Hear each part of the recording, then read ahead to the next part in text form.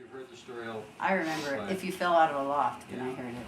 They have a loft up there, and the Broadbent kids were down there playing, and they were hanging onto my arm.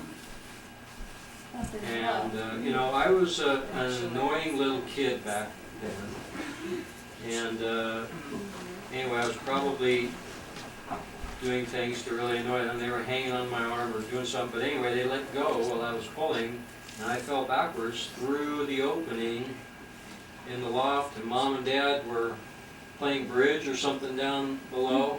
With there were 6 of us playing cards down there, all parents of these kids up above. And the next thing we know, here comes Jim flying head first down, and he hits his head on a table like this. That was a hard wooden table, yeah. Like that. And from about the height of the kitchen there. Mm-hmm. It's not like it, you know. Yeah, We So thought he anyway. was a goner. I think that's why he's so mellow. Is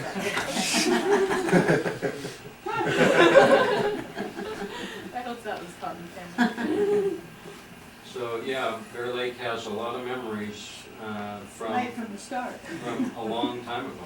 That's why the Broadbents and Holmgrens and everybody coming up there. We've been coming up there since, how long have we been? Well, coming here? Well, we've been coming up here.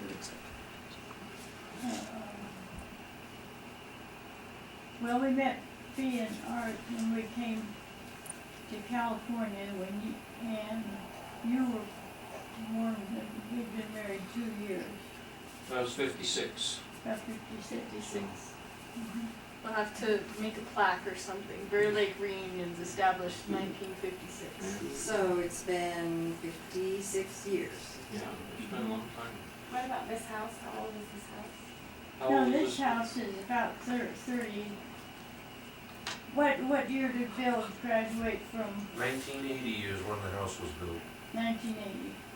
Did we get it right after it was built? They built it. 32 years They built ago. it. Yeah, they built it. That, we Okay. built it that year, but we had bought the lots about 2, maybe 3 years before that. well, you traded with Aunt Fee and Uncle Art, didn't you, for this lot? No, Didn't you have one on the lake? no, we did have, Finn and Lyle had a lot down on the water, not where they are now. Yeah. They've been using the log cabin Right. until that point, and they wanted to build down there. But they had a lot farther down here towards us on the water, Oh, it was. and subsequently, the lot that they built on and have now came up for sale, and they had tried to buy it before then, but people didn't sell it.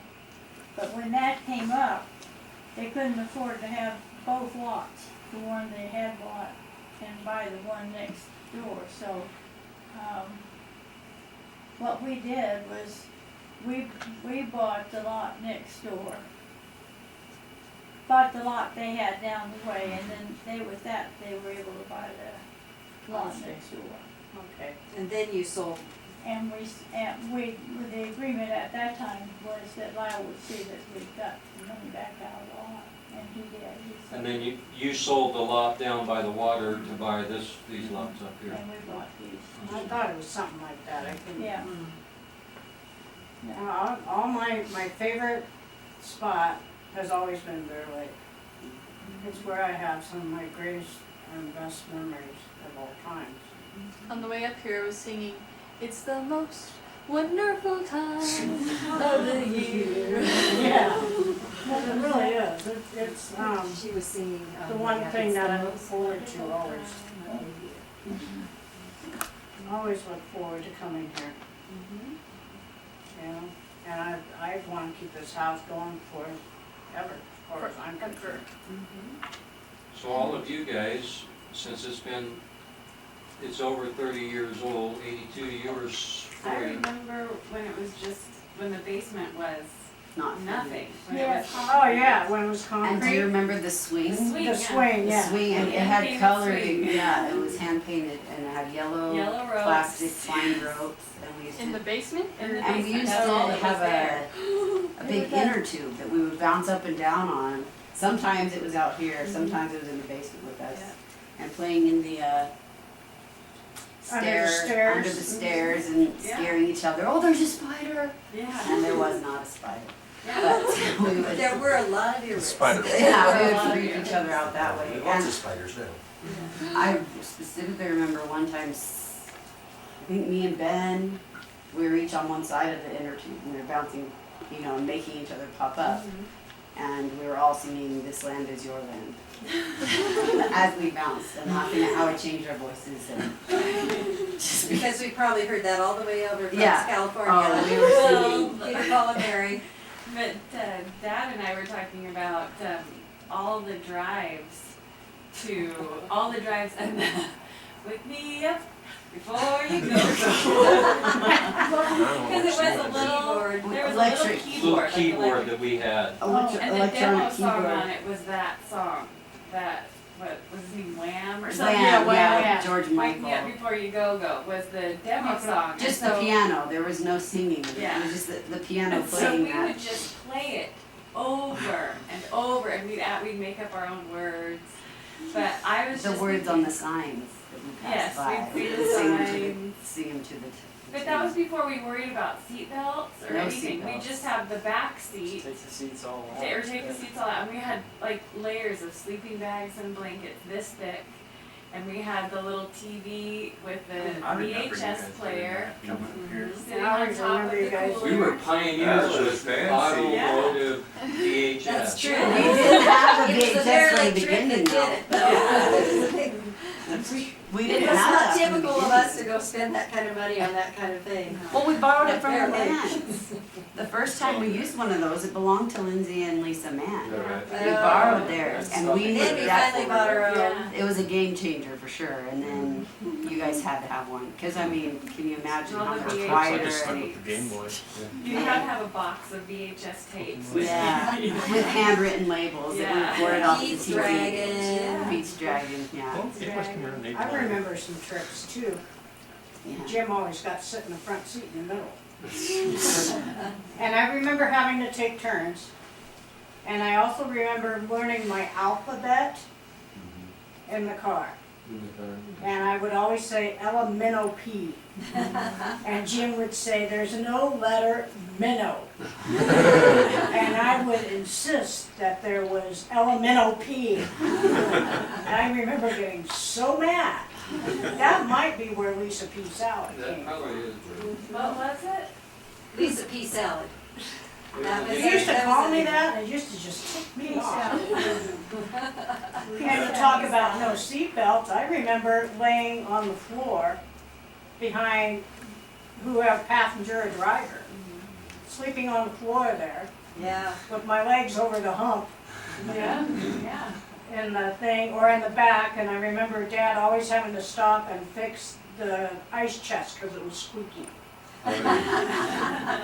Always. Yeah, the Oh, styrofoam. styrofoam ones. Yeah. Yeah. styrofoam. Yeah. And it goes squeak, squeak, squeak, squeak. But And the cabin, we'd stop at Foster's Freeze and And Tracy. Tracy, yeah. Mhm. And we get the hot peanuts, Or the Bing cherries. yes, or the Bing cherries.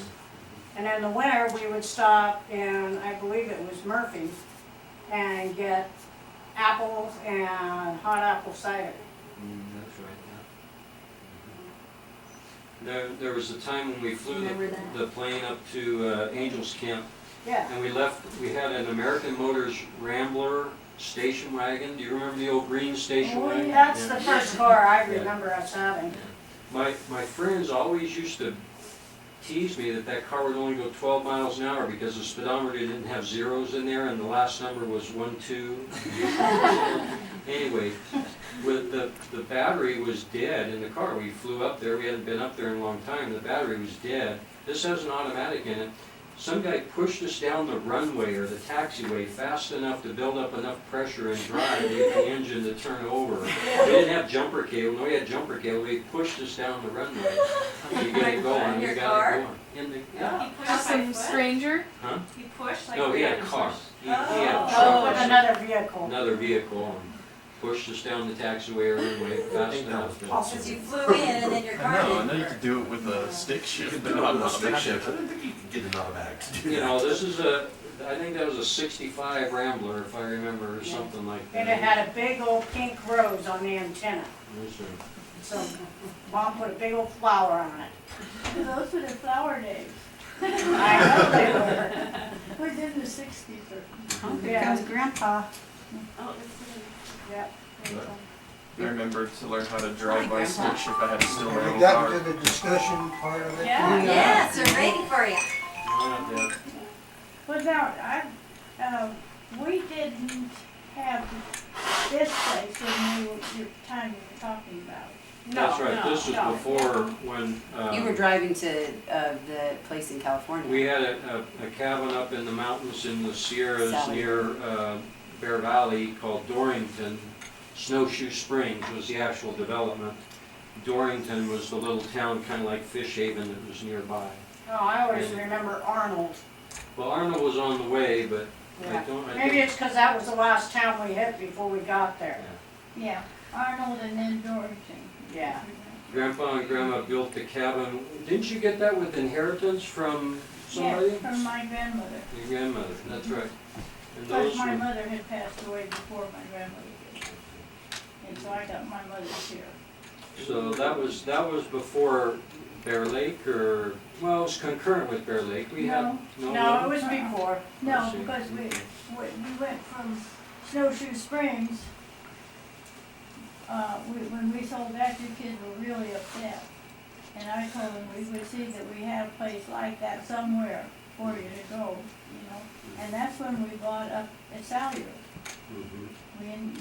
And then when we sold Salyer, that's when we built here. Then we were just using the property to move up. Mhm. And it's been a good progression all along. Yeah. But This one's we stuck. always had to assure the kids that we were gonna have some other place to go besides home. Wanted a place to get away to. I thought we were up there because Uncle Art had passed away and everybody had, No, and Aunt Bee had moved on, and it just seemed to me that that coincided with that time that he had passed away. well, it was a while after he Was. passed away. Okay. And Bee came back to Utah Right. not too long after Art passed away. Mhm. Right. I remember having But a Bee frog and jumping Art had contest. a cabin up there at Snowshoe Springs too. I know they did, yeah, I know they did. And And I remember it was always a work in progress. yes. But what did he call that place? She had a sign for it, Yeah, I don't know what you called it. But I remember having to walk across planks to get into the house. yeah, and nothing was level in the house. No. It was a little cabin Yeah, somebody had built. We built igloos. I Yeah. remember one winter, we built an igloo, we almost got igloo. We had a saw that hacksaw. we cut blocks of snow out and we stacked them up there. With and Frank Martin. Was that who it was? Frank Martin and, No, it was Jerry and Barbara Bridges. yeah, but Frank Martin was there too, Oh, I think. Anyway, it There was- was a couple of people there. yeah. And you guys slept out there that night. I don't remember that, but it was fun. We cut blocks of snow, kept stacking them up and filled them in and made a little tunnel into it. And it was just like in the cartoons, you see. We had an igloo. That's Yeah. right. Yeah, The kids next door to where we live, up in Fort McMurray, built an igloo this last winter. More of a digging into a big snow mound. It was more of a dugout, but it was shaped like an igloo. That was totally novel to me, but it was something we always did. And then there was also a little snowman family that lasted all the way through till Well. May. No kidding, like they didn't melt a little bit or anything. They were Perfectly intact, preserved. and there was a dog in the little family. And that was something, I was like, these are things I'm not ever gonna have, probably, because we probably won't ever. In the early days of Bear Lake, Grandpa had his plane, and we would fly up to, there's an airport on the north end of the lake up there. Which is now called the Montpelier Airport. Montpelier Airport. And we would just fly in. It was about a 4-hour, 4-hour flight from Reed Hillview to, Not that far, not even that long. Was that the Seneca? couple hours maybe. Well, at first it Several was planes. yeah, both planes during the period. We even had a rental plane one time. Yeah. I remember the blue and white one, whatever that one was. We'd fly up here and Fee and Lyle would pick us up, or I don't know, did we ever park a car up here? No, No. we always buzzed the cabin. Yeah, okay. That was the After we funnest were part. married, he still had that plane, and so one year, just 1 year, we flew from, was it from Salyer, or, I can't remember exactly, Probably to, was. right to here, or right to Logan, then he flew it to Logan. So what were Logan or up here? No, it was Logan. To Logan? Flew to Oh, we were Logan. probably visiting the, what were the names of the planes? Was it 4-6 Tango and what was the other one? 92. 3-1 Papa. 3-1 Papa. 3-1 Papa. 4546 Tango. Yeah, 40, yep. Those were the ones we owned, but prior to 3-1 Papa, we rented from this flying club, when we went out. Which one was your favorite, Grandpa? What? Which airplane was your favorite? Well, I like them both. You buy a twin thinking, you know, that you're buying a whole lot of extra safety, you know, because you got two engines. But it turns out the engines very rarely are the problem, you know. Bad judgment is usually the problem. Or And- bad weather. Or bad weather, yeah. You don't get out But of it. bad weather is hooked right into the bad judgment. Right, flying when there's bad weather. But they were both fine airplanes, and the twin, of course, would carry another passenger or two. But they were both fine machines. Well, that's when Bill didn't have to fly in the jump seats anymore. Yeah, in the Comanche, the fifth seat was actually part of the baggage compartment, and it actually had a jump seat that you had to Fold down. fold down, or it had some twist connectors that went in there, so it was just kind of a Not very jump seat. comfortable. Place to sit. Yeah, and your feet, I mean, it was flat on the ground. Of course, back then it didn't really matter because you No. wasn't that old, but We never had a bathroom on. but when we finally got the Seneca, then we had 6 passenger seats. And I know he felt really good about graduating to not having to sit in the jump seat anymore. Not really. We sold that Comanche to friends that were in the same flying club with us, and they wanted to upgrade from, they had, Probably a Cherokee of some sort. Cherokee of some sort. Cherokee, or what's the highway, Cessna. Cessna. Yeah, and, the gal, the husband was a licensed pilot, but he developed, a medical problem that, they no longer would let him fly in the left seat. So, his wife Ray got busy and she went and took flying lessons and she got her license. Wow. And so. She got very, very active in the women's flying. And she became very active in the women 99? national So 99. club, the 99, the four She women. and Bonnie Seymour. Yeah, well, but Ray flew our 3-1 Papa in, they called it the Palms to Pines race. And they flew from Southern California up to Oregon somewhere. And it was a time thing. And when Ray came flying through San Jose at Reed Hillview Airport, they had to be identified, you know, in different spots. And that's this particular spot. Her husband Ernie was there on the field and watched when she came through, and she came flying that plane through so fast and so low, he just about flipped. Later, when they met up after the race, he said, "Why did you fly so low?" And she said, "I wanted to make sure they knew who I was." get the number They right. get the, because they get the numbers, you know, off Yeah. the plate. She said, I wanted to make sure they knew who we were. Oh, dear. They were fun people to fly with. Well, that whole thing was fun. I now know the purpose behind those things. You guys would go have your little party and just turn us kids loose. That's right. Yep.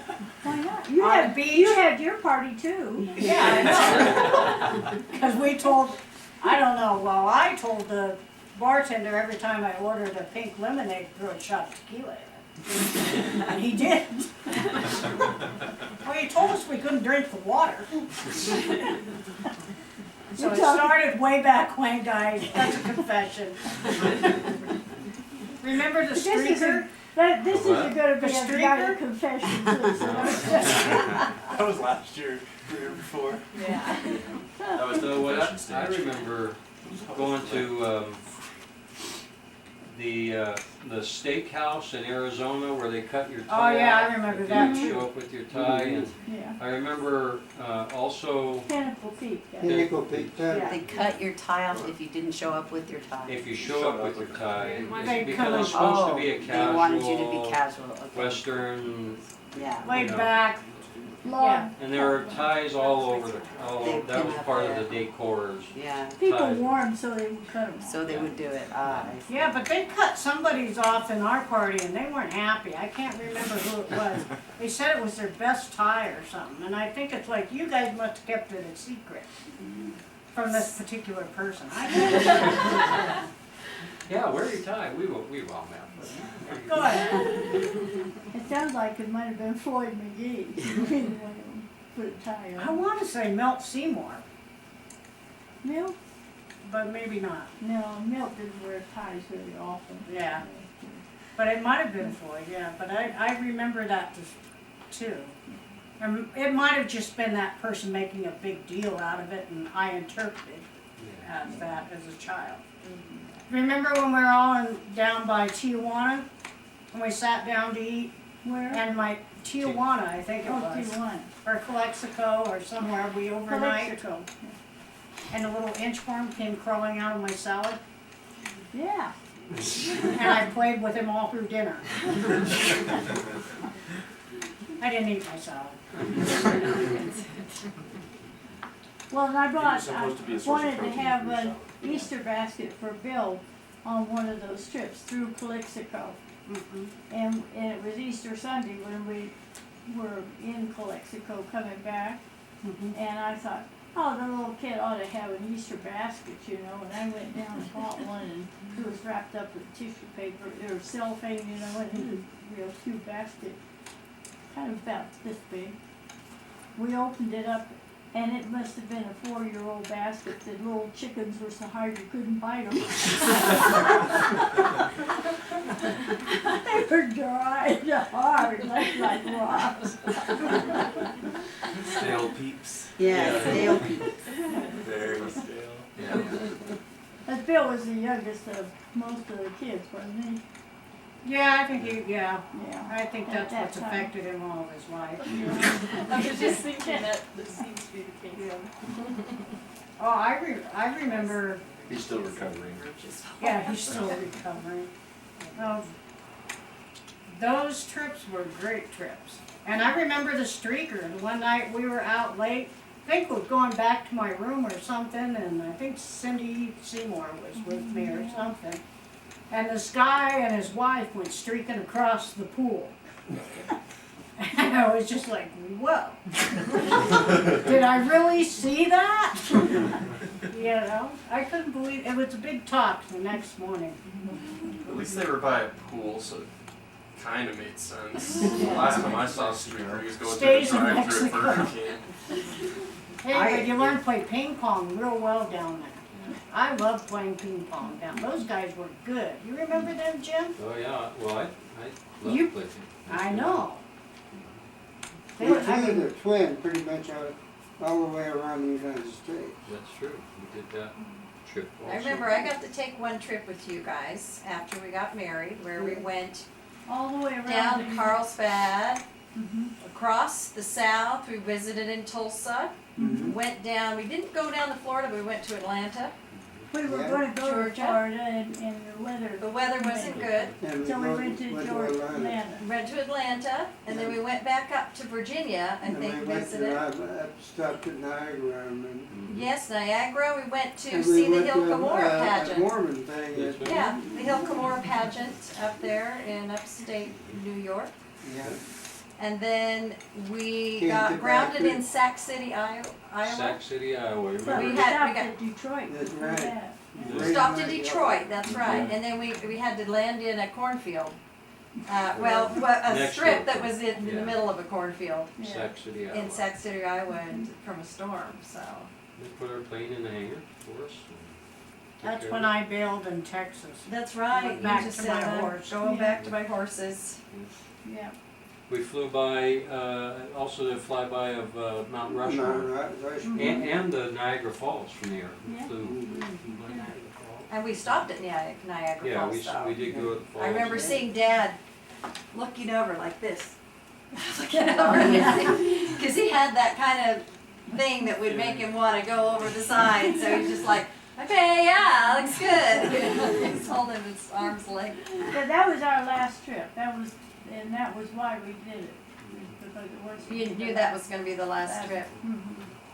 Do But you- earlier, when we were making the trips down to Baja, one of the very first ones, when he came back, Phil's teacher asked him, where'd you sleep down there, Bill? And he said, in a hut. Well, we did. Yeah. And I remember, so I liked the idea of the hut, but the sheets were full of sand. Well, you're in And a I'm kind hut. of like the Princess and the Pea when it comes to something like that. One little crown that drives They me had, nuts. they had palm leaf, Yeah, brush for the roof. and it leaked the one time it rained. Yeah. What was We the are city moving. or the town you were in? Those, What? What was the Yeah, town? it was Mulegay. were they? Mulegay. Mulegay. I loved Mulegay. That was the most favorite of all our trips. I just loved that place. Mulegay. And Just Como seen that. Dune. That's just right north of Loretto. Yeah, I did go on a trip to Loretto with Jim before we were married. With your dad and you before Yeah, we were both of married. us. Yeah. And it was my first view of a third world. Elaine, do you remember the one of the trips driving across? We stopped in Elko for, this was with the van and, you know, Which van? Brown van? The or- blue. probably the brown van. This was early and you left your doll. Yes. You lost your doll. I remember at Albertsons. Yeah. Drove- Left it at It was Albertsons. Grover. Was it Grover? No, it was No, this it's not. baby doll. It I was know, a girl. it was a plastic doll. It was like this Okay. big. It was big, and it had like brown It hair, was, yeah. and it was her favorite ever. Did we go back and find it? I know we went back. We went back on the way back home Oh, and it was there. Mhm. It was there. So that was after a week at Bear Lake, Mhm. and those people had held on to it for you. That must have been traumatic. They remembered you. I know that when they came, when they remembered you having come through, and that you had that doll, and they go, oh, that little girl, and they were worried about the doll. Well, I think you had prayed that we would, yeah, you I did. She did. She Yeah. prayed that we would be there. I was gonna tell you guys that when we were trying to find the youth conference location and thinking we were at the wrong place and, you know, trying to figure out what was going on, we had like half an hour had passed, we hadn't gotten hold of anybody, and I said, well, we're just sitting in the middle of Garden City in the car. I said, well, let's say a prayer that they'll get back hold of us soon, so we'll know what to do. So we started praying, and right as I'm asking that they'll call us, they called. So I was like, thank you, amen. Hey, I don't remember wanna my- change the subject, but Grandma's gotta hit the hay pretty soon. Okay. that's fine, Grandma. Yeah. Jeremy, what are we doing about getting the car over tomorrow to Logan at 9:00? Are we on? Who's will? I think Josh, you're stuck with Josh tonight. Are you supposed to be over there by 9:00? Yes. It's about an hour. What are we gonna do? Josh and I are just gonna ride with you, or wait, you're gonna follow? Yeah, I'll follow in there. Okay, and I'll just cruise for the ride. Okay, Are you're dropping your car off? yeah. And You ought to then be, we'll come back you ought to be again. leaving here somewhere around 8 o'clock. Yeah. if you're gonna- Yeah. We're gonna have you Okay. guys locate a furniture dolly or an appliance dolly, or is that U-Haul or something like that, and bring it up with you. So take a car that you can get it in. Take in the haul. I think you could put seats down in the back. But you'd have 3 people in the car. We can all have people one seats down. Yes. It's a 60-40 split, so. 60-40. Hopefully. Oh, right on the top, what the heck. Lay down next to the dog. We'll strap you to the On the dolly, yeah. And when the cops ask if I'm belted in, you say, oh yeah. See the belt? It's right here. Oh yeah. Well, thank you for your participation, and we can keep talking like Right, this, or we he's still can got play some more. games, or. Keep going, I'm gonna hit the hay. Okay, Okay. thanks for hanging in there, Mom.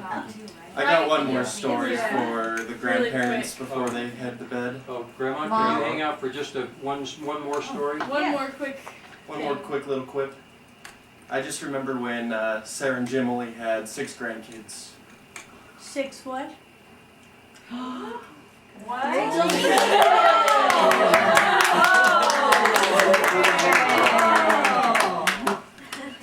Ryan just said, I remember when Jim and Sarah only had 6 grandkids. Oh, 6 grandkids. Oh. Meaning, Rachel is? meaning Rachel's pregnant. I'll be number 7. New great-grandchild for you. That's, Rachel. that's news. It'll It be is. Yes, that's It'll be new. quite a while. Congratulations. That's why she said no so fast to skiing. I'll pretend that's my reason. When, Rachel? We don't know. At the furthest along, it's only about 4 weeks. No, it's So- like 6 now. Well, Well, let yeah, us, that's true. 5 or 6. let us know as soon as you know. Yeah, we haven't been to the doctor yet or anything, but figured everybody's here. Yeah, And now I it's can early actually- announcement. Well, now I can actually be like, Mom, this is happening. What's going on? Without Yeah. just telling Mom, and now I'm telling her. So. So you already know. And you all can get a the- No, second she opinion if you don't like Yeah, I what can she ask says. everybody. No.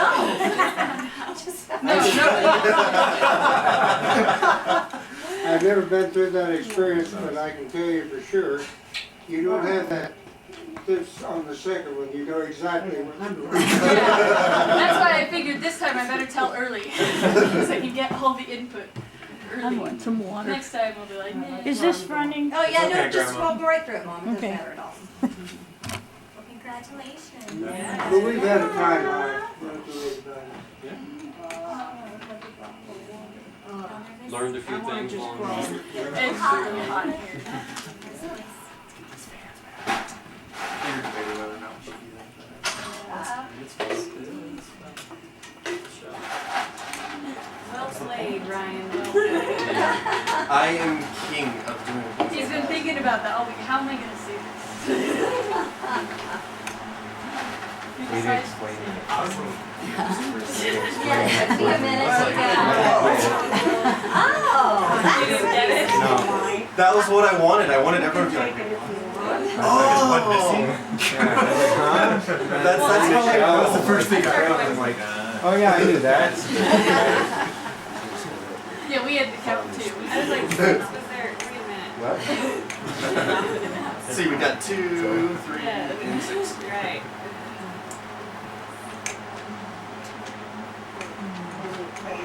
That's one thing. Won't hear from us again. I'm pretty sure that's what they said when, have it on camera. Elaine, I'm pretty sure that's what they said when that, Well, we were telling Ben and Wendy they've got 2 girls and a boy, so naturally, 10 years later, we got the other girl. Oh, yeah. I don't recommend that. I don't either. Not in your 30s. Well, I was just telling Grandma and Oh, Grandpa that it's not getting any smaller, you know, and how we were talking about that, and I was just thinking like those. And Grandma goes, it's not? And I was like, no.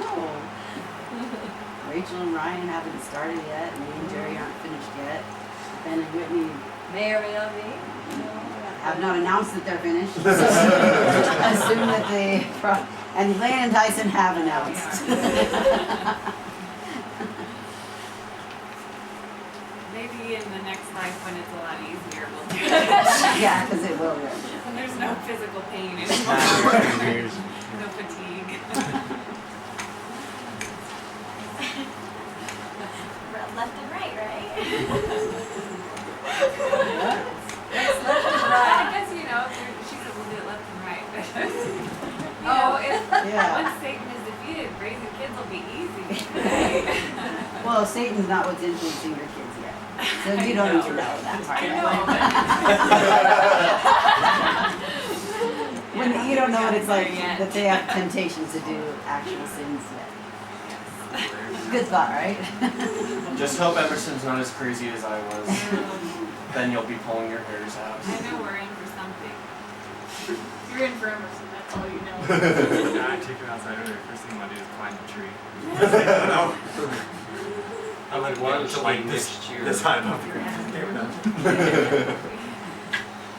Yeah, I'm glad our kid's not all crazy like that.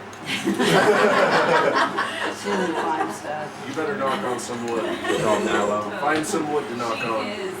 She already I went is. downstairs earlier today and like Lydia and Ella are just like sitting perfectly still. Lydia and Josie. Lydia and Josie. Josie were, was sitting pretty they still. were too, really and then- enjoying themselves. There are That's right. They were still, all the kids, at that their moment, Emerson all and Haven though, they're like all over the place. on the They're like, mattress. yeah, Was it trying to perpetual stand on their motion? heads, Is that and what it is? jumping on I saw her things. sitting down on ice. The other kids. Oh yeah, she has, Right into that TV. yeah, she does hold still sometimes. Very briefly, but. Just remember, at least 5 feet back. You don't want to have a left eye like mine. Always tilted this way when I play video games. Why is this eye all blurry now? What was it, we called one of the kids perpetual motion? I think it might have been Emerson, because I think that happened before Hayden was around. That was before I think they're gonna get along really well. yeah, they're gonna have energy levels matching and adventurousness, you know? He's gonna get her into trouble, Don't be or cautious. she's I gonna couldn't get grab him it. into trouble. They No, are it's gonna your be- kid. No, it's your kid. You better look They're at gonna be me, the I'm kind dynamic of duo of childproofing Bear this Lake area, from now on. walling it off, so we can end up down the beach. It's kind of a scary Oh ride, my actually. gosh, Yeah, can you when I was imagine thinking when they're about- like, Teenagers. yeah, I'm thinking earlier, like 10 years old, and Eight, where everybody's in 9. bed, everyone's asleep, and they're like, Christmas morning, good luck with that. let's go look for that, something. When And Satan they'll has a just, hold of them by then. by then, you know, past the age of 8, they're in trouble. And then I'm gonna go, what you guys doing? I'll bet you there's That's some fun, let's do stories it. you guys could tell about being up here late at night with the Scott kid. Oh, come on. The boys you bring over. Scott. Scott. We did too, but not without permission, not without permission. Here? That Spence Strong, remember Never him? here. We didn't bring him here. We went to their Went to cabin. the dance, we went to their. We went to their cabin and went on their boats and stuff, but that was all with permission. Above board. No, we never did anything here. They're just Bear Lake angels. Not here. Yeah, Las Vegas, or Visalia. My size another story. Did we tell you guys about cotton jumping? I told Dad that too. You did. Dad, do you have your notes in your phone? Yeah, I used to. What is it, cotton What's jumping? that? Cotton jumping? When Elaine, Did you come to this? See, who's getting who in trouble? Elaine stole or borrowed Dad's company truck. Oh, yes, you did. It was Dad. I don't know. Elaine. This is what it was. I will tell the story I don't because I remember remember. that at all. Elaine, you were a Dad told me senior. to. You're a senior in high The school. white BSK? The white BSK truck. And I remember. Did I Sorry to thought say, I it's was very cotton tempting. jumping. What did she? I didn't say you stole it, I said you took us cotton jumping in that truck. It's truly remarkable. No, that borrowed you it. can't remember when you see it. I'm saying from Grandpa. Record that one. What is cotton jumping? I remember going cotton jumping, but I don't No, remember I'm telling doing the that. story because Elaine has selective memory. As Grandpa pointed out. I was a freshman, Elaine was a senior, right? Yeah, I was a freshman, you were a senior. For Canadian speak, Jerry, I was in 9th grade and she was in 12th grade. Thanks. And, yeah, okay, so I felt so excited to be a part of this because she never really wanted me with her and her friends. But, Well, not when we're gonna go break the law. right, I know, but I was You have totally. 4 minutes before we have to switch Okay, tapes. so she drove the BSK truck, piled a whole bunch of us in the back. Elaine, it was me, Nick D'Acquisto, Brian Montuano in the back. I don't even know who was in the Brian cab. Montuano? Yes, Oh. and Clay Huffman, like a bunch of kids that I hung out with, plus you older ones in the cab. And you were, you know, Was Ben she there? drove You us. just wanna No, make sure Ben, that's I right. don't. Ben didn't come back. It was a different trip. It happens twice. It happened twice with Elaine that I went. And we it's in the middle of the valley winters, you know, and the tule fog is really, really thick. And she did it on purpose during that time when it was dark, because it's illegal not just to take you out of the truck, but to a bunch of people with no seatbelts, but it's illegal to go on this private property and jump. They had big, huge mountains of cotton seed. Oh. So these are seeds that One have of been those kind of seeds that have been removed from the actual cotton Yeah. Right. bulb, but they keep it to make cottonseed oil or whatever. And it's in these big It's like open 50 feet warehouses, high. Yeah. really, really tall. Be some of those in And and so there are these open things. It's just a roof with no walls, and supposedly it's really dangerous because there can be pockets of air. Yeah. And so you climb to the top and you can suffocate in there if a pocket gives way. Well, I've never heard that. Elaine, you told me that. I think this may be one of those things we have chosen. I guess so. You told us that. You said, Elaine, you said, Michelle, make sure that someone is always able to see you, because if you get in one of those pockets, they'll see you go and we can get you out. Safety first. Yeah. Yes, So anyway, you'd go to the top of these things and you'd you just dive down. Like a You'd- sand dune. Yeah, just like a sand dune, but bouncier. And we did that all for fun. I remember we had to run Yeah. to get out Because somebody was coming. yeah, that was the second trip, and I don't think there were any more trips after that. Because somebody came with a flashlight and was like yelling at us, and we had to. So I took both of you? On the second trip, the first trip I it know was I me went and. with you once, I don't remember if But and Elaine was like, she had everybody employed to afterward go through and pick out every little cotton seed that might have fallen out of our clothes. Line up. In case Dad. No, out of the truck. Out of the truck. Well, we had to shake off before getting back into the truck, but yeah. So, what I'm curious. And that was so fun. It was freezing, icy cold, but it was. What I'm curious about this whole operation is, what was the cover story for all three There of wasn't you one. sneaking out of? There We was. were just asleep. They didn't know we left. How did you steal the truck? We're all new. Mom used to let us sneak out. I did not know you took the truck. Not that. No, she- no. She used to let us sneak out. I can tell you something about you. You were pretty damn good at gymnastics. Do you know that? Yeah. We You were. worked awful hard at it, but I I did. thought you were pretty good. I loved it. I really loved it. Until And the it all wrist started with cotton fracture. jumping. Yeah, she was already all Went done with downhill from gymnastics there at and that went to time. cotton jumping. By then you were in diving. Yeah, no, I did. Yeah? I told Dad about cotton jumping when Dad and I were talking in our kitchen a few weeks ago, but I did not remember taking my siblings. You didn't remember taking the I truck? don't remember taking the BSK Oh, yeah. truck either. I don't even remember Dad having the What else were you BSK truck doing, when I Elaine, was a that senior. clogged your memory? No. I had never done any of that. She didn't do any of that till after high school. If anything, it was hormones. I'll tell you how good you were. You were good enough that I would drive all the way from Yeah. Pasco's over there in order to Just to see. watch you I before. remember that. I remember having And a they'd lot of leave me with support. the babysitter who taught me to smoke pot. Now, you couldn't have been My young enough to need a babysitter. babysitter when she was in gymnastics. So that was a different time. Okay. Yeah, it affects your memory. Ben- Chosen not to remember that. Yeah. Ben, Leslie Thompson. do you remember her name? You remember the ones that made you do bad things? Yeah.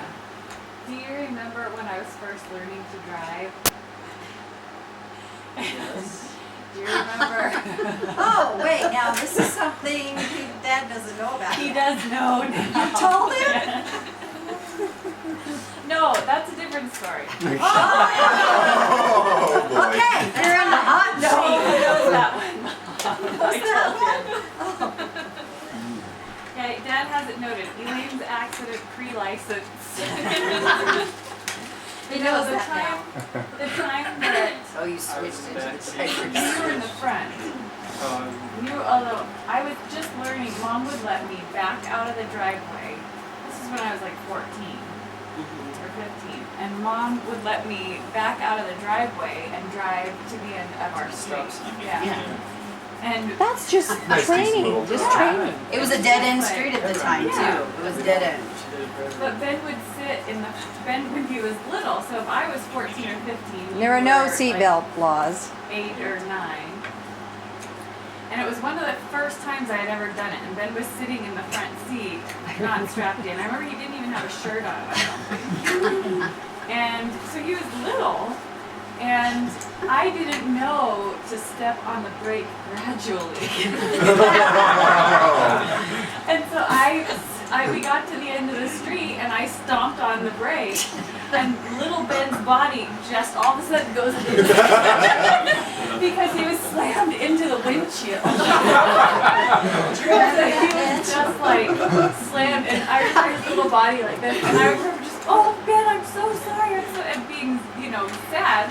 And he was so traumatized. He would not get in the car if Mom was gonna let me drive. Mom, I'm not getting in the car.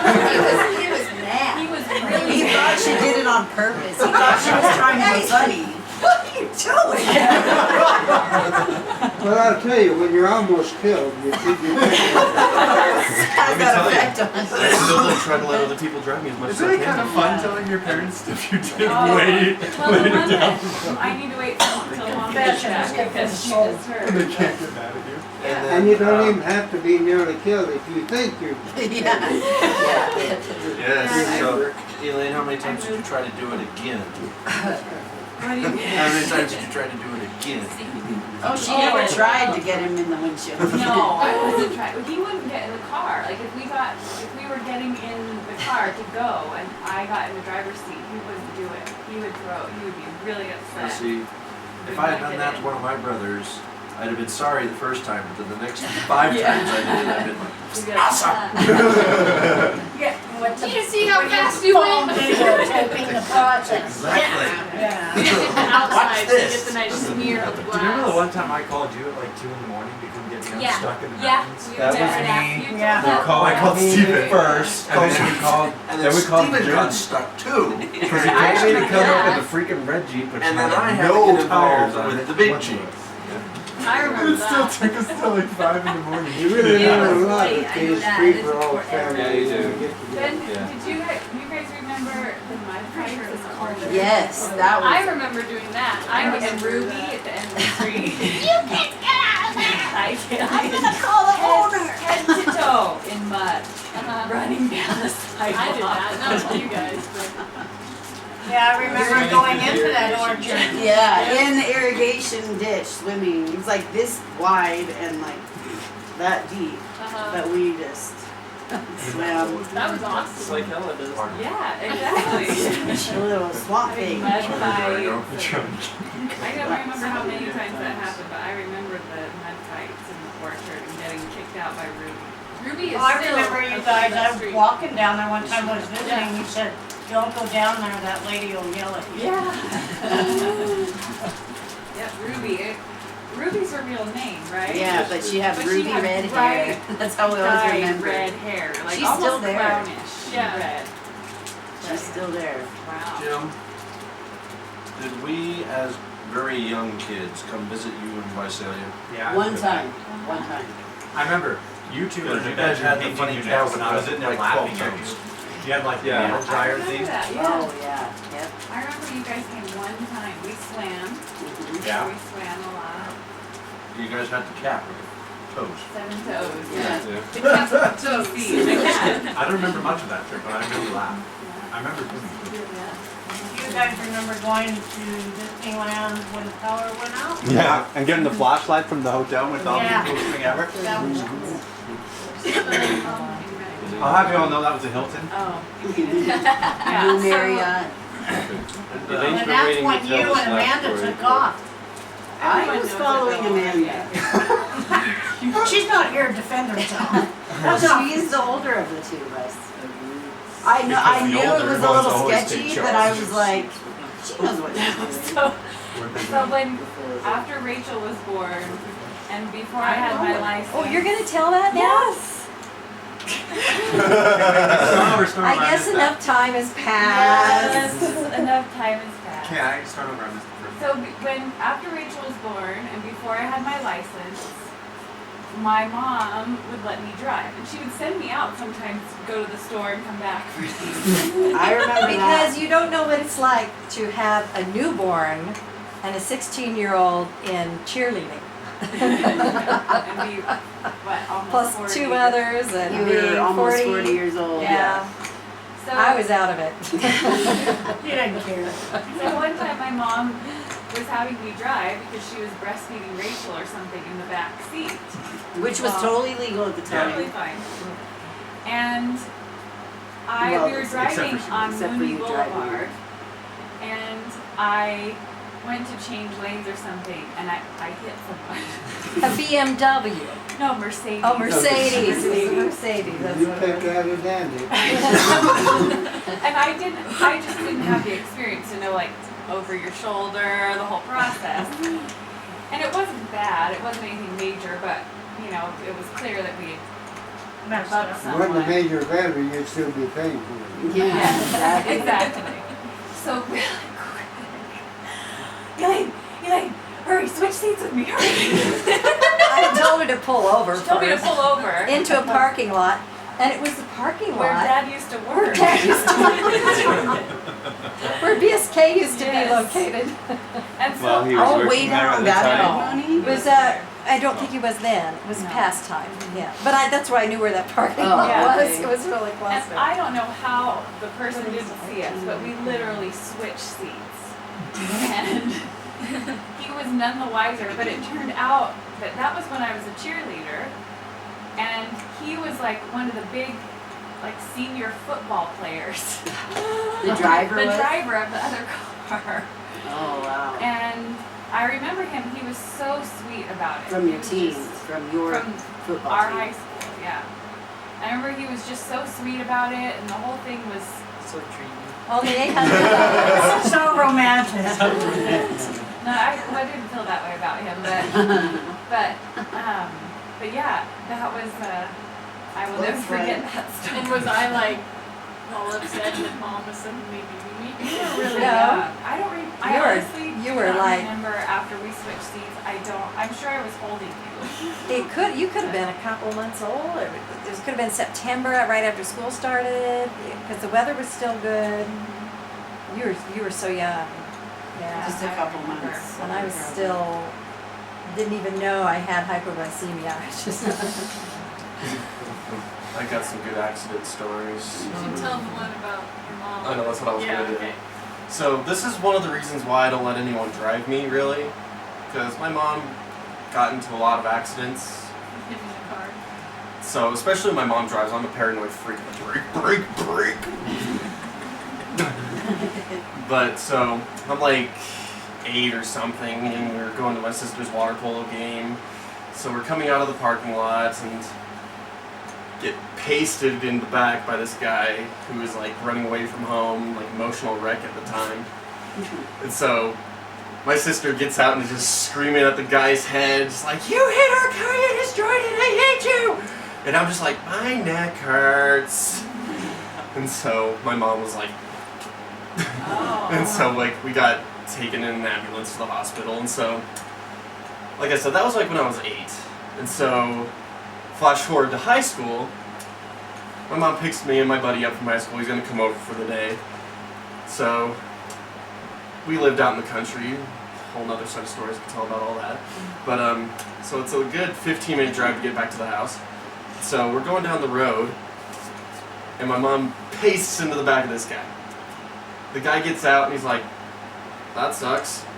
And so my mom's doing the apology thing, and I just get out of the car and I'm just like, what was that now, about 5 wrecks I've been in? Wow. And so the guy starts talking, he's like, "Yeah, I was in an accident a few years ago. I rear-ended this family, and this girl got out and started tearing my head off. And back rubbing his neck." Same guy. Wow. What are the odds? Wow. And so I just started laughing, like, yeah, I got a little cow out of that trip. Cow? A little stuffed cow Oh. from the ambulance. Oh my goodness, that's amazing. That's almost the same as Jerry's. Yeah. What? That's not. Almost. Do you guys remember Still good how that you're we not black. had kind of something like that happen with Alan Blank? I remember. One morning, we were going to taking the kids to school. Elaine wasn't driving yet because he was still in elementary, and we were driving Grandma's white car because the Oldsmobile because it had parked behind the van. It was time to run the kids to school, and it was kind of sprinkling out there, and it was like one of the worst times to be driving. Elaine wasn't in because it was elementary at new. that time. I was older. But she was in the car, so he must have been Oh, taking you're them saying- first and then yeah. taking you over Her to son's like junior 4. high. Yeah.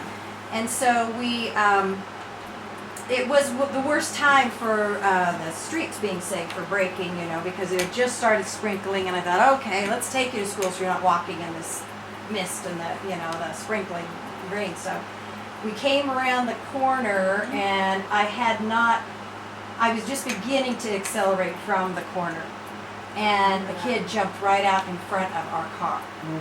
And I actually, I mean, there was impact with the kid in the car, but I had braked enough that it wasn't injurious to him. If we had been driving our car, it would have been. Because Grandma's brakes on Oldsmobile were much faster reacting. If we had been driving our car, which was, at the time, The blue van. it was the blue van, he would have been under the car. But and I remember it, whoa, you know, really reacting I remember fast. that, but he just ran away. And then he just went back. He kind of turned around and went back. And I could tell something was really wrong with him, and that he had jumped in front of our car. And he had his sister with him. And I'm going, what in the world? And I can't let this go. This is just, you know. So I'm going, I got out and I'm like, what? What's going on? You know, you jumped in front of the car. What, you know, do we need help? Do we need to give you a ride somewhere? Something was really wrong with this kid, you know, and I was really concerned about the safety, you know, that he might even do that with his sister his little sister under his care. And it was just, you know, and he wouldn't talk or say anything really. He wouldn't give me his name, and he would, you know, but he was just kind of, you know, he wasn't belligerent or anything, but he was just like, I'm sorry, you know, and that sort of thing. It was really sad. So Elaine had gone away to college. How many years later, I don't know. And because your friend was Eric homeless Musgrove. I ran and into had him at a guy at he had strep 7-Eleven, throat, and he asked me for some And money, was- and it turned out to be my old playmate from elementary school. right? I gave him a bunch more money and my phone number and said, if you need a place to sleep, you can sleep in our backyard. because he Right. didn't want to sleep indoors anyway. And then weeks later, he called me. He called, and it was 'Cause he was Grandma sick and and it Grandpa was were raining. there. They had come to see your concert with Mhm. the at St. Mary's, I think, or Something. or somewhere. See your concert. So we were all going to the concert, and he shows up, and so we put a bed out. We put a mattress out on the back patio because it was raining. and a It was sleeping raining. bag, and it was raining, and he was going to be sleeping in the orchard, and didn't have a place to sleep. Oh, his partner was out of town or not available or gone for a while, and he didn't feel safe sleeping out because he didn't have anybody to look out for thugs or police, and he was really sick. So we put him up there. He had strep throat. He had high the flu fever. or something. He refused to come in the house. He But would not come in the house. He didn't feel comfortable sleeping indoors. And he wouldn't at that sleep, he point. never liked sleeping indoors. So anyway, he stayed, then his partner came back, and then there was a time when, Partner as in friend. They his, weren't in yeah, a the two of them, relationship yeah, or something. no, they were in a relationship. But Jim decided that he would let them work enough so that Eric could earn a ticket back to, A bus ticket to New Bus Mexico. ticket to New where his Mexico. family is, yeah. and that left his friend without anybody to be his But they protection. lived on the side yard together for That's a long right. time. They lived in our And it was alley. Alan, and he was the one. And who Ben and jumped. Elaine went out there, and or Ben I and remember Michelle going out went there. out there and put lamps and electricity and covering Yeah, and it was made like him a a little pet. hut. What? It's like a pet. This, Yeah, they fixed it up and made him bedding and everything. And they slept in the alley of our house because Eric would not come inside. He finally I agreed remember- to have a shower one time Yeah. in the house. But And anyway, he had a that guy phobia ended of up, that. his buddy ended up being Alan, who And jumped then in Eric front went of your car. home and yeah, his buddy ended up, okay, you can do work here and you can stay here for a while. We let him stay in the spare bedroom, which was empty because Elaine was at college. Elaine came home at Thanksgiving.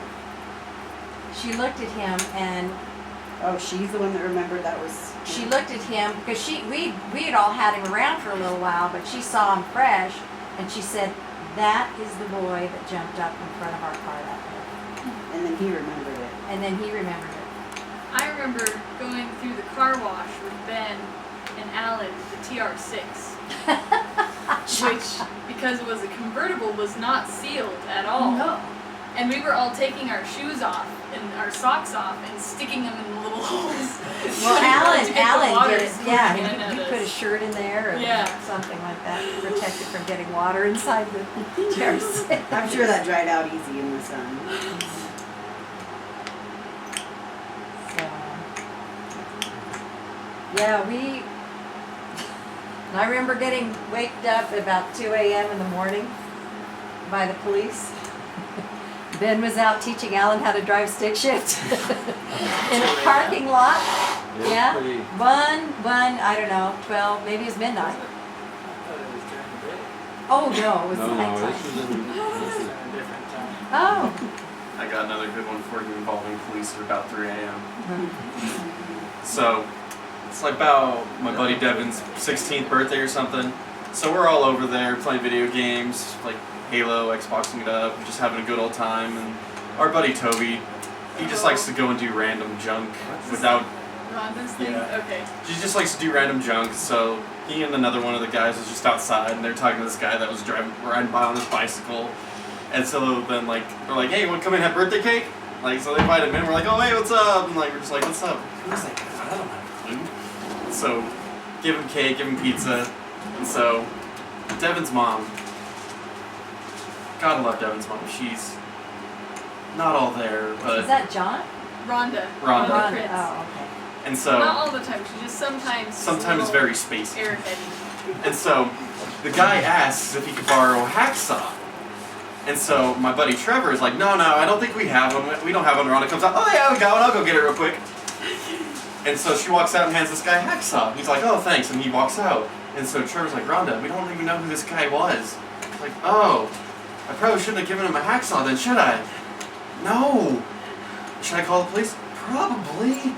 Okay, I'll go call the police. And so we're just still sitting there playing Xbox. We're just not even thinking about it. About 2 hours later,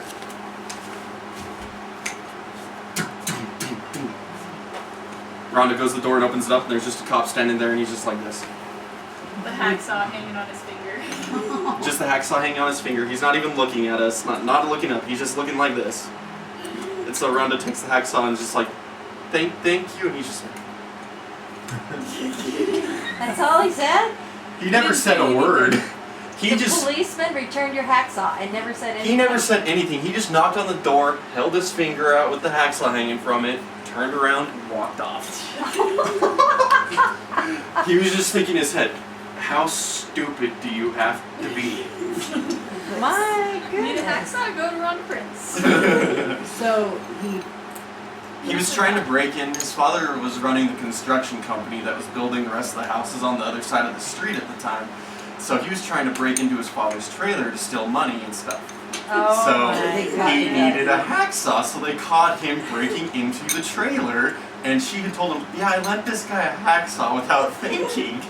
And so he's just like, we caught the guy. Oh, she had called the police. Yeah, and she told them called that. the police and told him that. So when he came, he was just like, Here's here's your freaking hacksaw, Well, lady. So I think I know who this hacksaw belongs to. We got a call a little while back. So Oh my at the door, gosh. head down, not even giving anyone eye contact, and like as he walks away, he's even shaking his head. And that's just such a vivid memory in my mind, just because of wow. Well, that's my memory of the one time I got caught by the police. And that's when we lived in Los Gatos and we were down TPing houses. Yes. And my friend Teresa was with me, and she'd never done it before. And there was not just me and her, there was a lot of kids. It's like pieces of toilet paper appeared from nowhere. And I had told her, I said, okay, now, if he comes out, this is what you do. You go over that back fence and go run down the fence, you know, because that's where the field was behind the house. Run, and then jump in and we'll just go into our house, okay? So, yeah, the guy comes out. And I just take off hoofing it, you know? And I'm going, come on. She goes, oh, he's right there. I said, just come on. And I just remember saying, I'm out of here. And then I ran and I got in the house and I was up in my room. Pretty soon there's a knock on the door. Ratted you out? No, here's the guy standing there with Teresa like this. And going, you know, and I'm just sitting there. Anyway, and then later the police showed up at the house. I don't know if Grandpa remembers this, but I remember sitting on the couch specifically and the guy going, you know, this is not good. We could take you to jail. And I said, yeah. And then they started getting the physical description, and I started being real smart up. You know, it's like color of eyes. It's like, can't you see? You know. they're asking your. Yeah, they're asking me this. You know, how tall are you? Short. And I remember Grandpa sitting over there going, watching his face get redder and redder and redder, and going, I think I'm in big trouble. You're more worried about Dad than the police. Oh yeah, I could care less. Next thing I know, I was just up in my room, and that's pretty much all I remember of that, except for yelling at Teresa, why in the heck did you run to this house? If you get caught, you do not go running to the house you came from. That reminds me of another story that happened on that same street. It was just all of us hanging out again, and so it was me. I wasn't even there until after this part happened, actually, but I got there and I was like, what the heck happened to you guys?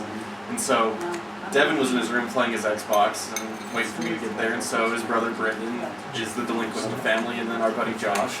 And they went down the streets and were messing with Christmas ornaments down the street. And so the cops show up and like spotlight them, like, hey, what are you guys doing? So Were you messing with people's lights that were on their houses? no, just like this one house down the street has like a bunch of lawn ornaments with lights on them, like 2 reindeer, so they were sticking the reindeer on top of each other and all this other stuff. And so Pretty much gone through that. my buddy Brendan is just that kid can run fast. I don't even know how he does it. But our buddy Josh tried to hide behind a rock, and so he's running. He's just like What's up, officer? And so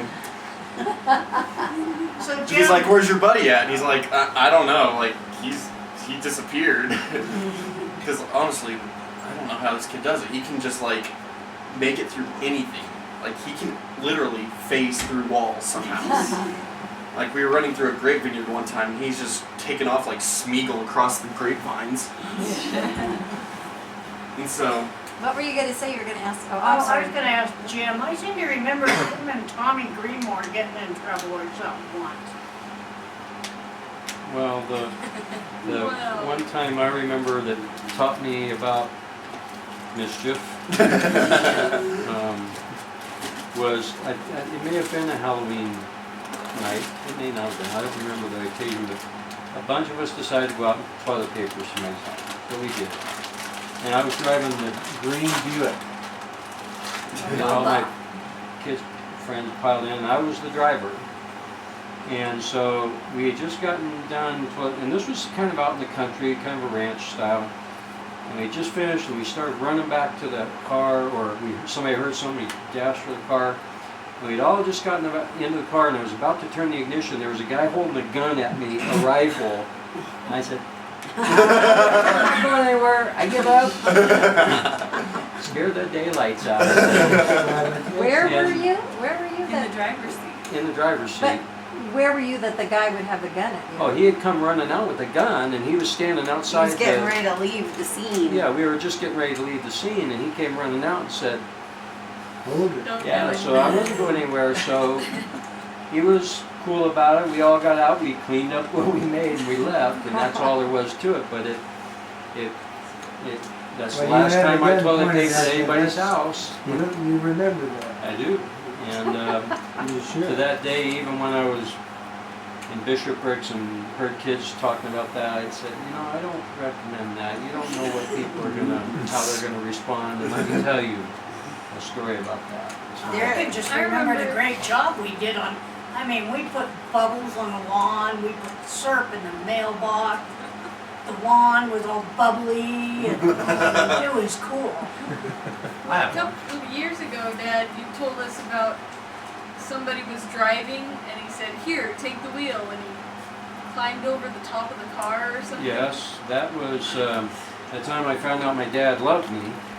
Was Bill McGee and I took. He had a Volkswagen Bug, and he came up to Snowshoe Springs cabin one time. Mhm. And it was about the time I was learning to drive, or had just learned to drive, right around that time. And he had this manual shift Volkswagen. So we told you that we were going to the store, which is what we did. We did go to the store. But we took a long way back, coming back. And just about the time we were pulling in, we were goofing around too. I mean, Is that when you Bill switched from- was driving and I was riding. He said, "Here, hold the wheel." And we're just going, not real fast down the road. And so I reach over and he climbed out the car, climbed over the roof and knocked on the window and said, "Hey, let me in." Moved over, and anyway, we were doing some goofy things. But that's about. But just about the time we were pulling back into the driveway, Grandpa had just pulled in the driveway, and he was livid. He was afraid that we were upside down, dead Ditch somewhere somewhere. because we had been gone for an hour when we should have only been gone about 5 minutes, because we told him we were just going to the store. And I knew at that point, even though he was angry with me, that he cared about me and was concerned when I didn't show up over an hour later that I was due. You're And lucky, I he'd got been out. greeted with a gun. He'd been out there looking for us and hadn't been able to find us, but anyway, I don't know if you remember that. I don't remember that. Yeah. I only remember the happy day. I just remember Grandpa standing up there at the upper house with his rifle in his arms, looking down at me. Like, That reminds me of one with my dad. I was supposed to be home at midnight every night, and I'd come home late. It was like 1:30 in the morning. I'd just come in, really quietly, and I just get in a drink in the kitchen or whatever. And as I'm walking past like the front door to go down to my bedroom, I hear somebody at the front door fiddling with the lock, and I was like, I am gonna die. Because I thought everyone was home, I thought everyone was in bed, and I hear the lock turn and the door open, and I was like, I am dead. I look, and my dad's there, and You I thought was like, someone was breaking in. and I was like, oh, he's gonna kill me because he's gonna realize I just got home. And so like instantly, I'm like, what are you doing? And he's like, just came home from work. What are you doing? I was like, I asked you first. You God.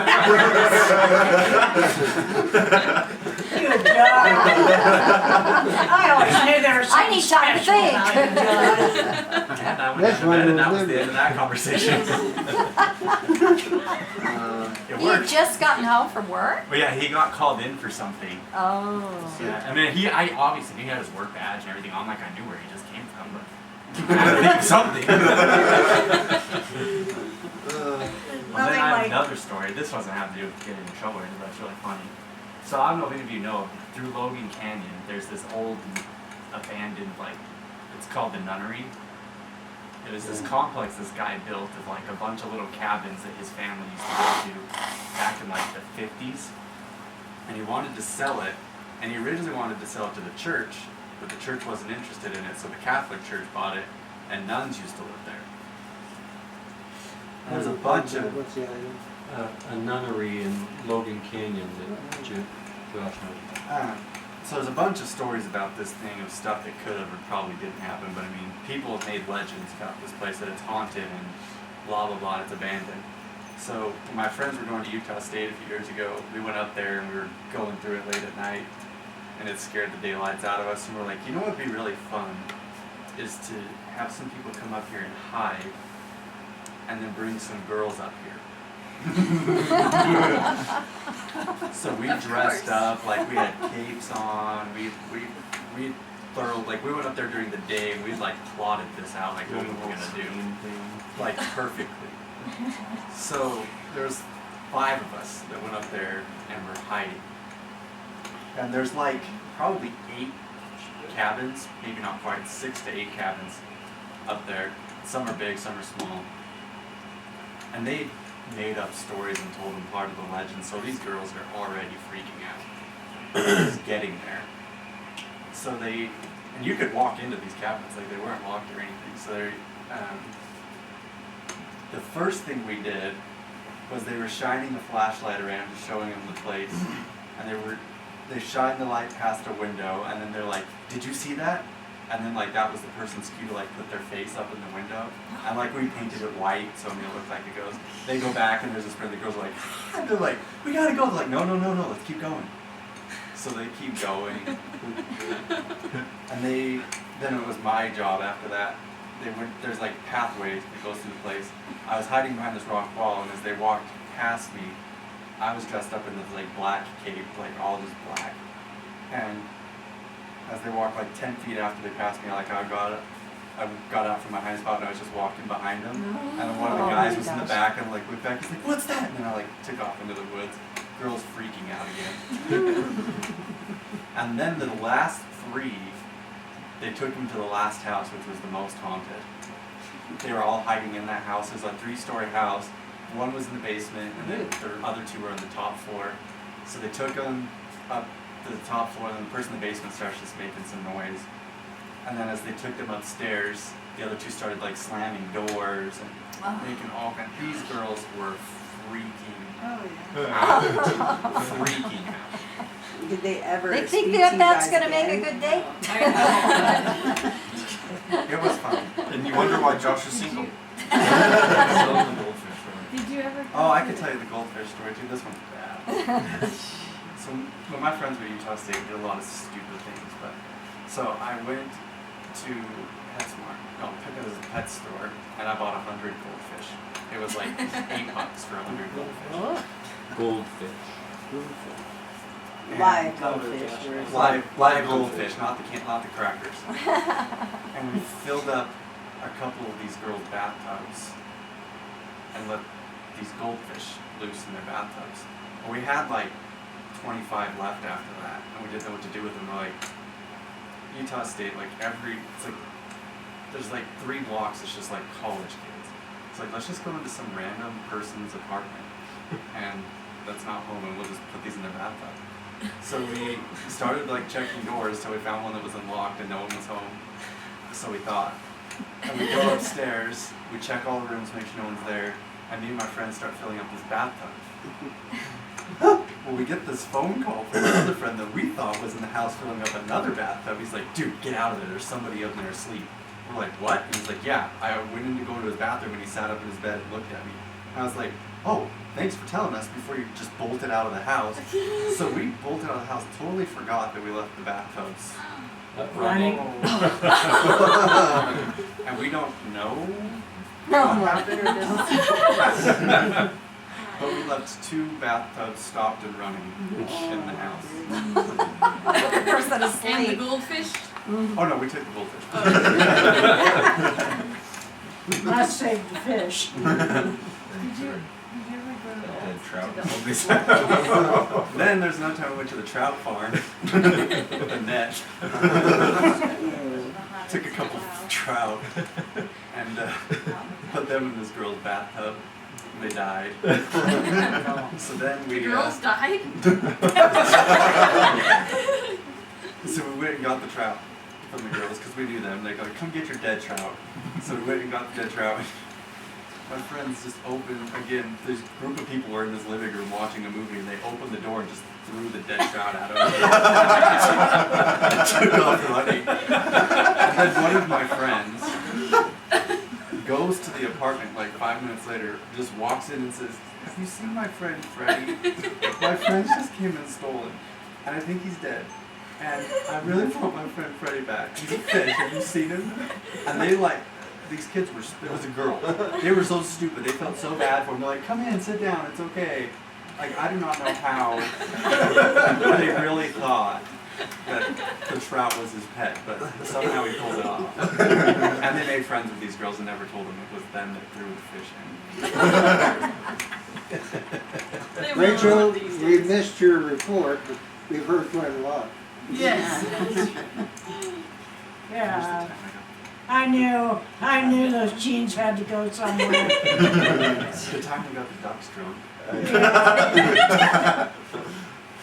That's not nice. So if I you've know. never you been to told- Logan, right as you're going into Logan Canyon, there's that park on the right-hand side with that big pond. Yeah.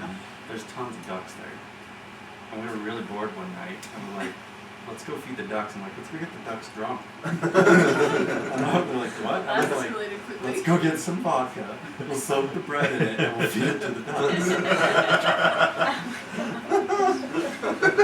And we did. And it was hilarious. Those ducks loved it.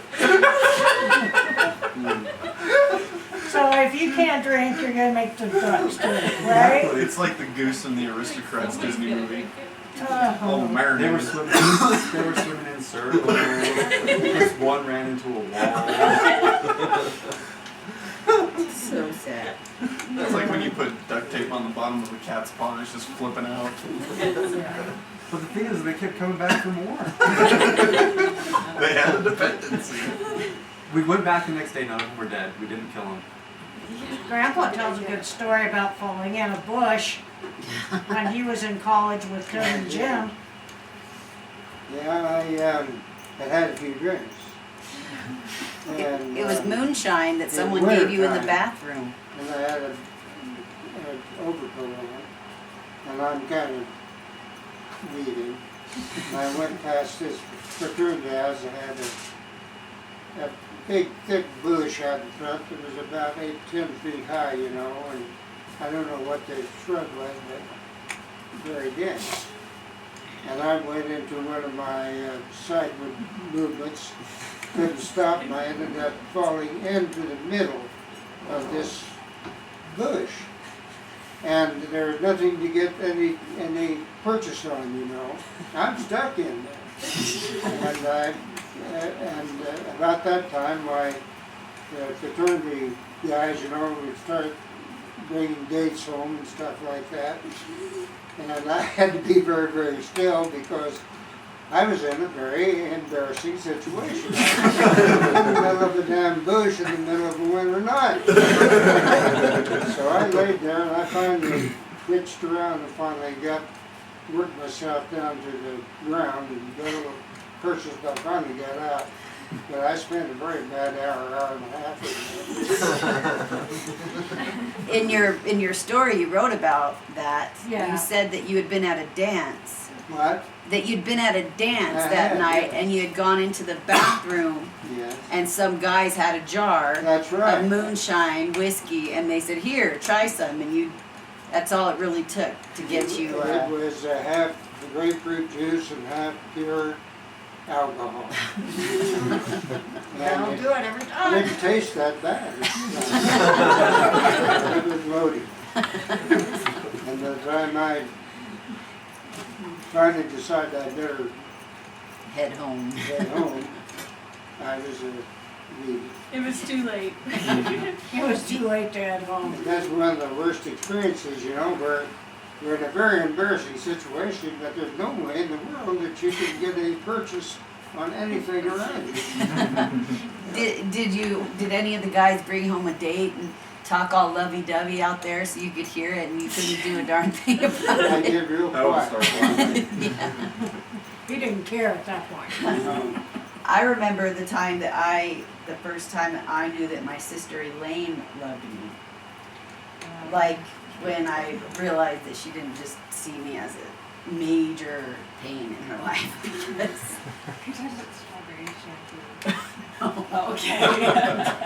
Oh, there's another story. She convinced me to drink strawberry shortcake shampoo because it smelled so good, and I thought it would. I said, "Here, Michelle, it tastes as good as it smells." We were young. We were like Really young. still bathing together at Yeah. that age, but. And she that's drank it and she got really sick and I felt really good.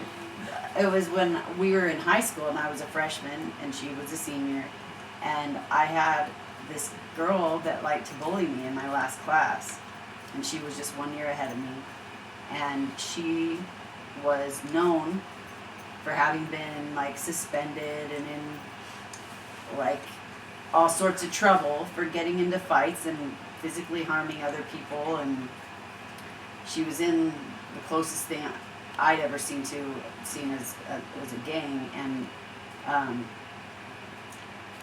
she would bully me in class. It was in orchestra of all classes. She played the cello, and I played the cello. No, it was like more like, if you don't do my homework for me, I'm gonna beat you up, that kind of thing. And like I refused to do her homework for her. It wasn't, but that's like petty stuff. But she was serious about hurting me. One day she got tired of the fact that I wasn't intimidated into doing stuff for her, and it was after class and it was late. For some reason, I'd been in class later than normal, and school grounds were pretty empty.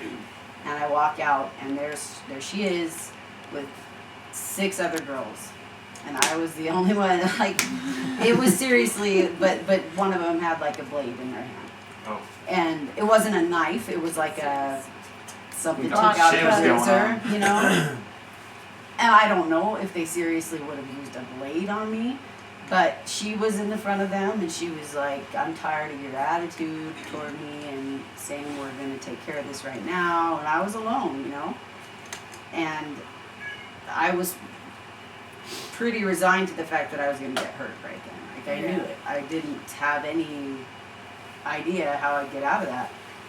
And then there was this kid that went to our high school, and I think he was like 25.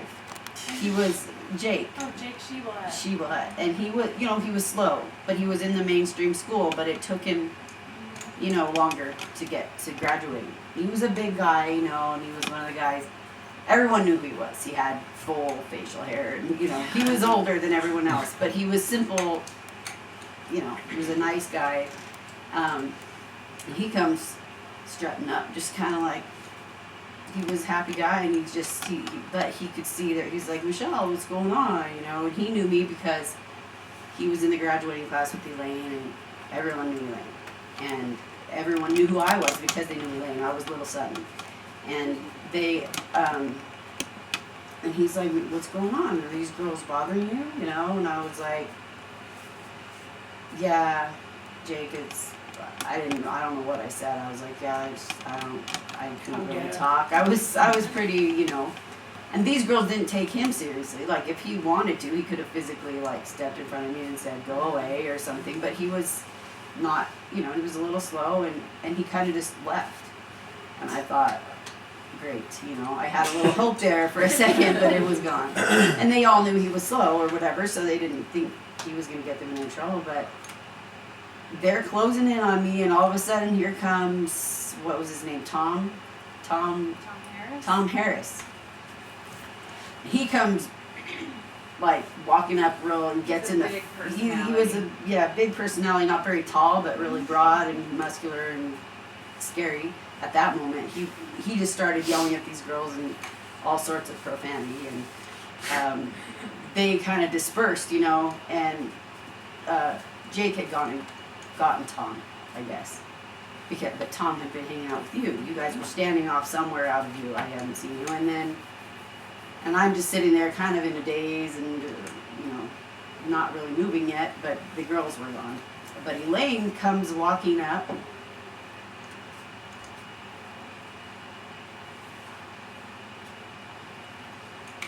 I don't know what but she comes walking up, and she stopped this girl, Samantha, who had been the one in the front. And Samantha was already walking off. There was no more danger, but she stopped her, and she had she wasn't yelling or anything, but she had a nice little conversation with Samantha, and just told her,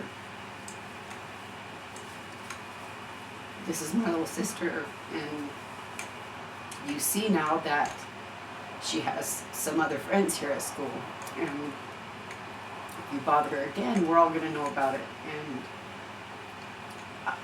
I just don't want to hear ever of anything else. I don't want you to even look at her. And that girl ended up becoming, like, she wanted to be my friend, you know, like, she seriously, and we actually did become kind of friends for the rest of that year after a while.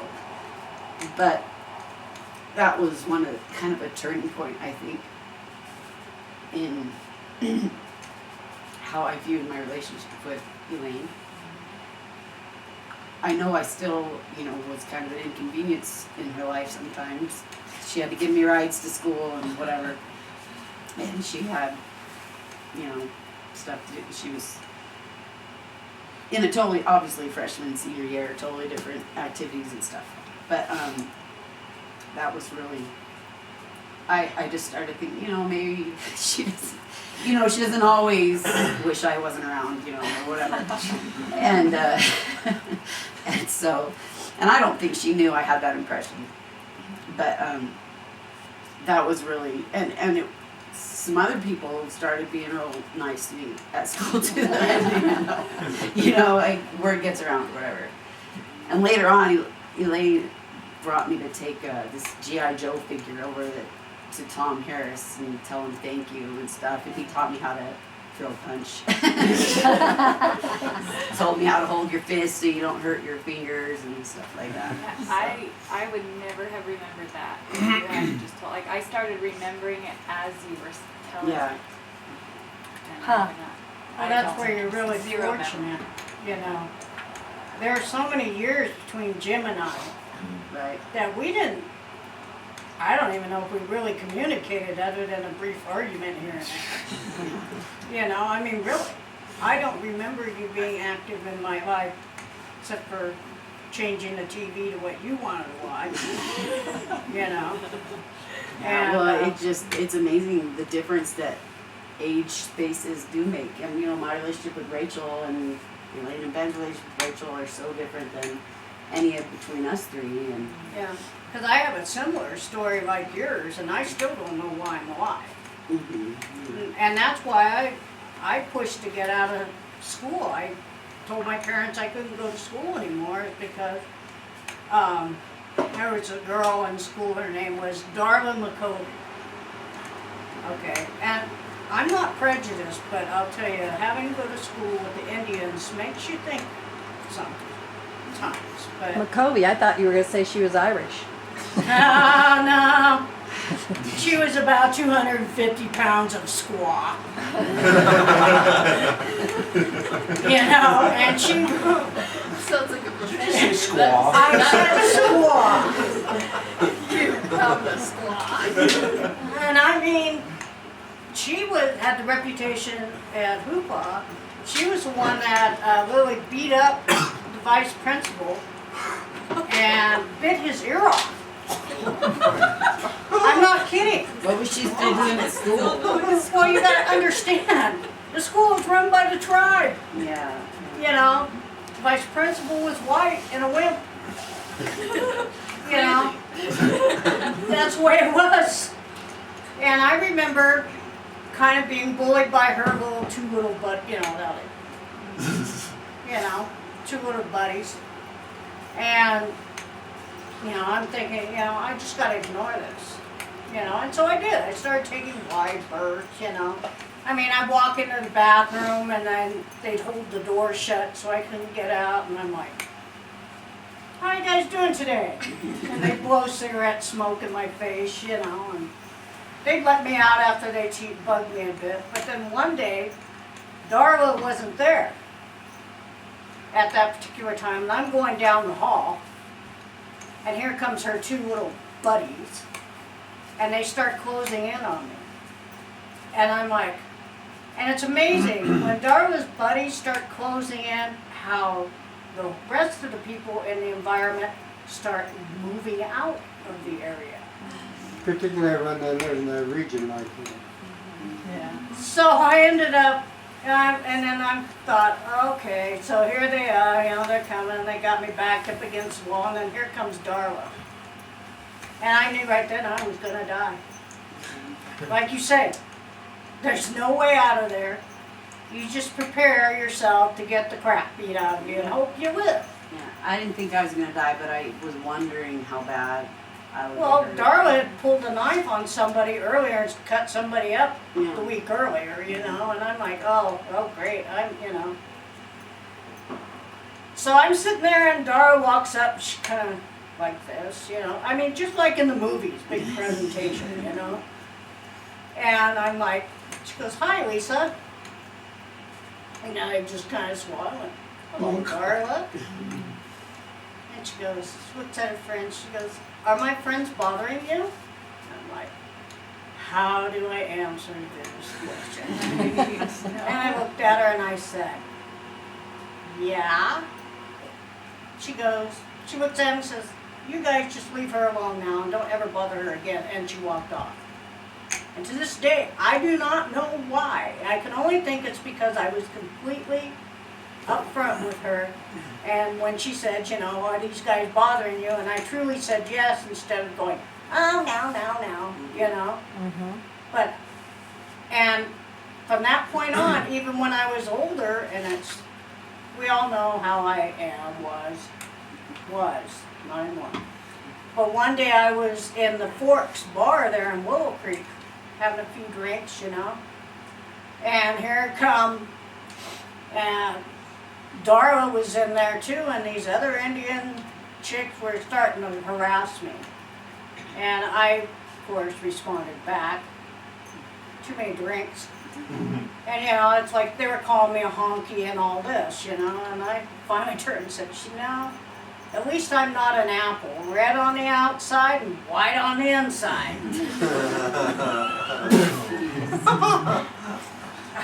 Well, that's when I remember the first punch. But after a while, Darla stepped in and just pulled them off and said, okay guys, she's had enough, leave her alone. Yeah, she said a dumb thing. And then I'm looking at Darla going, oh, here we go again. And she goes, next time just watch your mouth. I'm like, okay. I do not know why the Lord sent the meanest woman in the tribe to protect me. And I still don't know where I came up with the apple expression either, but it came right out of my mouth. Oh, that was, but I know the fear you're talking about. When you're sitting there and you're going, You just reality check, going, I'm dead. This is And that's why I wanted out of school so bad, and I kept telling you guys that this was happening, but everybody just said, oh, just ignore them. If you ignore them, they'll leave you alone. Well, they didn't really have bully policies back then when the schools didn't really educate anyone on how to handle No. this. No. It's been a pretty recent thing. Can you close up this? Really becoming recent. Not a Yeah. problem, Dan. So I think I'm going to bow out. Okay. But yeah, that was really, The stories are getting violent. Too well, much Dad, for they did Grandpa. tell me that it did Thank take God. several Do not people to open pull that. me off, and I'd actually gotten the better of that Indian. Good night, Grandpa. Good night. Good night, Grandpa. Yeah. I remember when I was in my car accident, that's all I thought about. Well, I'm dead. I don't care anymore, I'm dead. Plow, plow, plow, plow. Guess I ain't dead. Night, Daddy, Turn love my you. car off, I'm upside down. Yeah, that was a scary time, and then they sent me to Fortuna, and everybody found out I went to Hoopaw, and they're like, she'll kill you. So you didn't make any friends. Then I went to Weaverville and lived with that family that you guys had found through the church or something. And was boarded over there for a while, and it's like, I just wanted to be home. So we're number 5. Yeah.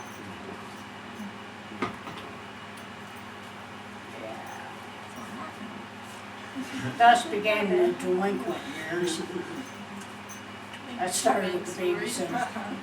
Hey Ben, what about that Kaweah Lake story? No, he told that last time. Oh, I wasn't here then. That's a good one, How about just a good story? Yeah, anybody, a good story. Good memory. Oh, no. I have one. How irresponsible my friend's mom was. Me and my friend were obnoxious as young children. We played video games, and as younger kids before the video games, we'd be running around the house and making noise and being obnoxious, and my friend's mom just wanted to get rid of us. And so she would give us $10 and she would drive us down to the Smith's Marketplace or Fred Meyer, and she would leave us there at like 10 years old. And we would hang out at the Smith's Marketplace. We thought it was the coolest place in the world to be. I mean, you have food there, you have toys that you can go play with, you can wander around and do whatever you want. And so we got the $10, and we go, we bought rotisserie chicken one time, we go to a deli and eat it. We figured out that you could do 2 cup of noodle soups, a drink for like $2, and then you have leftover money to do whatever. And we wander around the store and drink our drinks. We go over to the deli and make a cup of noodle soup. But we did it so often that the store started taking notice of us. And we did it at an older age too, but when we started learning how to drive, we would just drive down there. We'd run out of things to do at the house, so let's go to Smith's Marketplace. And there was one guy, whenever he saw us, didn't matter what we were doing, if we were doing something for our parents, he'd kick us out.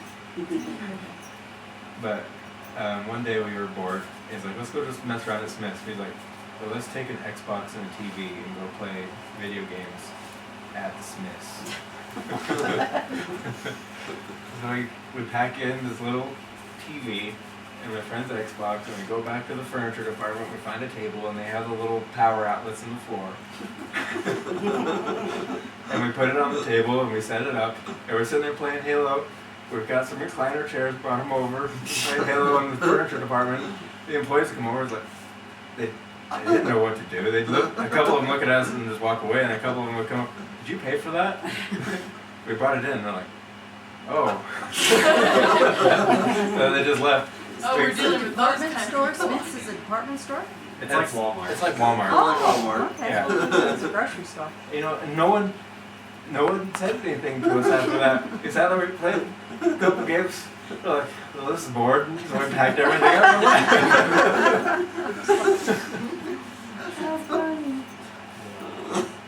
Good times we had.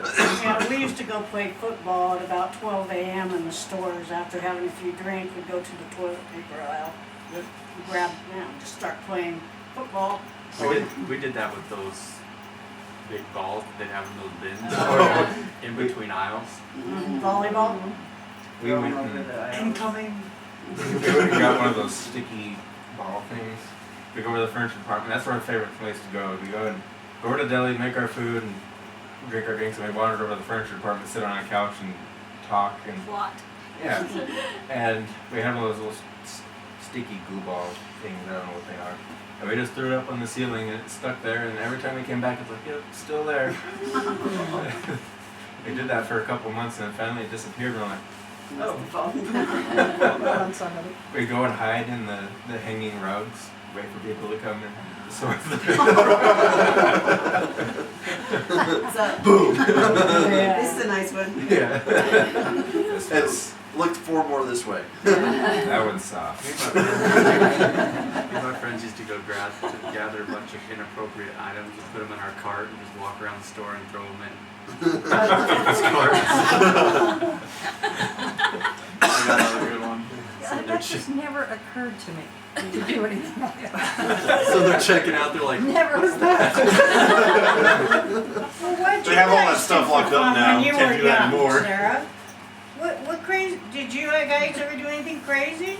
They were Scots. They sang and played instruments Made plays. and did skits and No, and danced. Went out dancing. She had some mischief going on. And she's over to grin, but she's not talking.